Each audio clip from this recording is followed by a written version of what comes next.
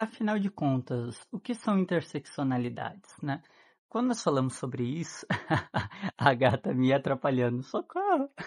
Quando nós falamos sobre isso, nós estamos falando sobre uma junção de características de uma pessoa. Por exemplo, eu sou uma mulher trans e travesti com gagueira, com altas habilidades, com superdotação, com TDAH, com autismo.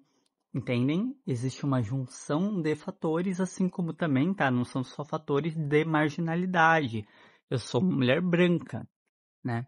E a gata quer me atrapalhar pra caramba. Enfim.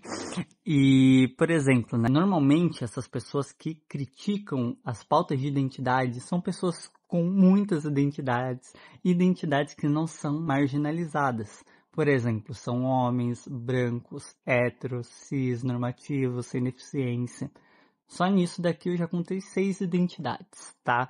Então, isso é extremamente comum, tá? Nós estamos vendo um movimento extremamente forte nos Estados Unidos contra a inclusão, contra a equidade, contra questões de reparação, né, racial. Inclusive eu vi algumas pessoas negras falando: existe raça, é para diferenciar o negro do branco e isso é racismo. Não, sabe? A gente tem que pensar que o Brasil, né, pelo menos desde da nossa colonização, né, o Brasil tem o quê? Né? Foi descoberto em 1500, né? A gente tem um pouquinho mais de 500 anos de história.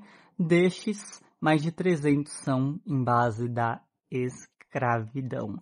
Então a gente está falando de metade da nossa história em que pessoas negras eram escravizadas. Pessoas negras não tinham salário. Em 1850 existiu uma lei de terras para que pessoas negras não tivessem acesso à terra.